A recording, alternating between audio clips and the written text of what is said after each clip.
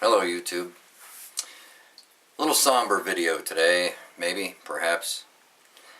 The world is in flames. There are revolutions and uprisings and protests and riots in the streets everywhere from Europe to the Middle East, North Africa.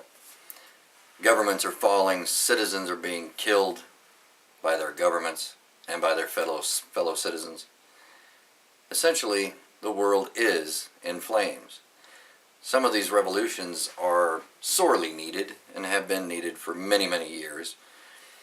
But I wanted to caution everyone that a revolution is only good if it ends in freedom.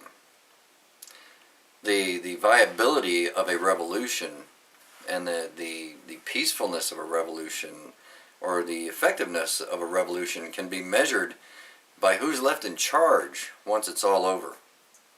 So if these are just citizens who want their freedom, who love liberty, and are trying to throw off an oppressive government, that's great, and I would support that. But if the other groups in those countries take power, like the Islamic extremists, for instance, it could result in a great darkness that falls over those parts of the world. So let's hope that doesn't happen. So for all those people out there who are fighting for their freedom currently, you have my support. In places like Iran and Libya, where our politicians get on television and have a press conference and say, "We support the protesters," that's all fine and good, but those people are being slaughtered by their governments currently. So what we really need to be doing is airdropping guns and ammunitions, medical supplies, and maybe some trainers. That's what we need. Those people need their freedom. They want their freedom.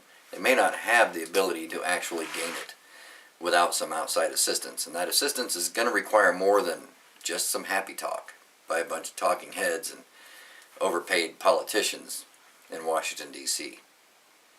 So, that's my take on the revolutions.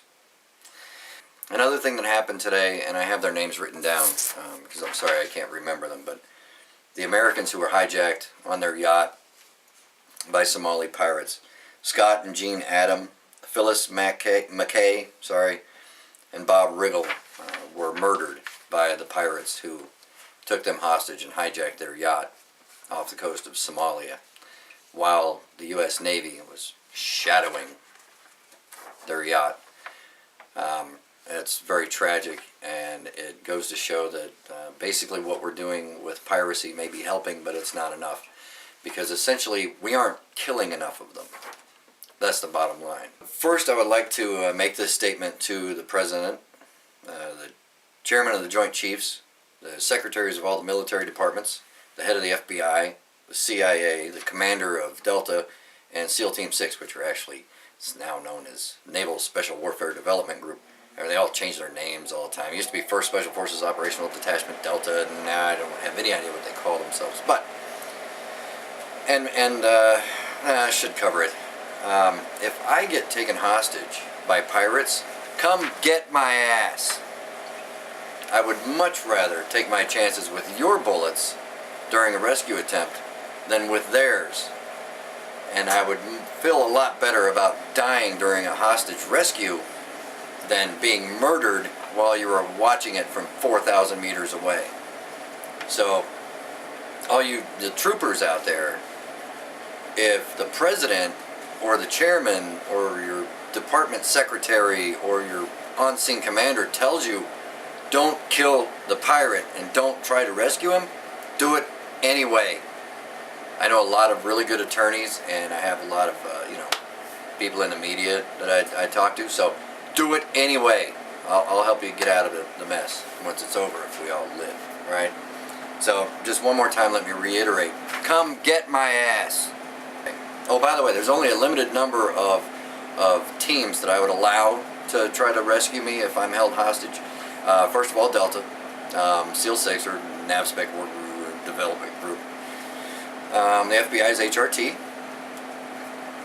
Let's see, who else? The SAS, either from England, Australia, or New Zealand. They're all highly trained troopers, very good at what they do. The German GSG-9, very good, very good. and the French GIGN, who are probably the only Frenchmen I would allow to have a gun around me. It's a joke. Lighten up.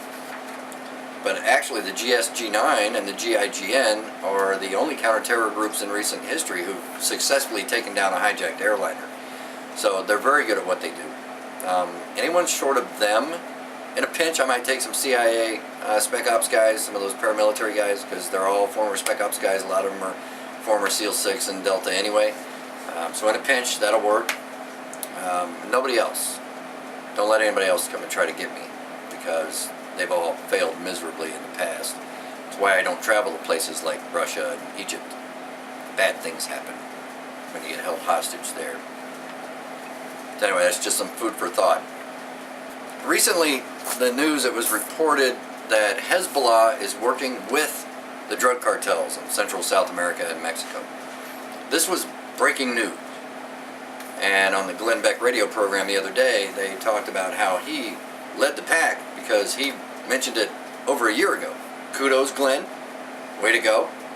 But terrorism experts have been telling you that for 20 years. You just haven't been listening. And it's one of the reasons why America is such a popular target, because our people don't listen to the experts. They don't pay attention.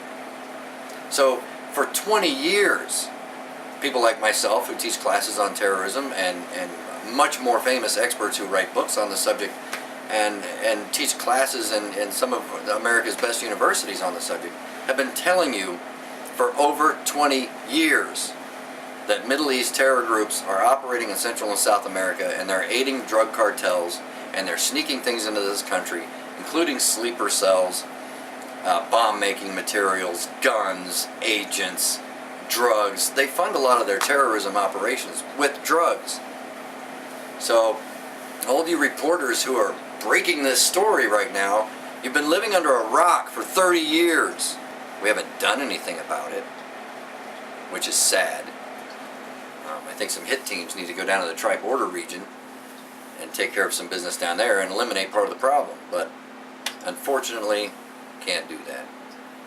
Another thing we can't do is participate in other people's revolutions and their quest for freedom and liberty, because that violates the Neutrality Act. In the last few years, we've had a lot of people thrown in prison here in the United States for plotting to overthrow the communist dictatorial regimes in places like Burma and Laos. Since when is the United States neutral on something like freedom and a government not murdering its own citizens? When did we become neutral on that? It's ludicrous. Because let me tell you something, you may not like the United States, you may not like Americans, you might not like what we do, because hey, guess what? We're not right all the time. We don't always do the right things. We try. But if you are currently on this planet living in a country that enjoys freedom, you at least partly have the United States to thank for that. If we didn't come over and shed our own blood in order to ensure it for you, we have supported you and taught you and economically kept you propped up for all these decades so that you could enjoy it yourself.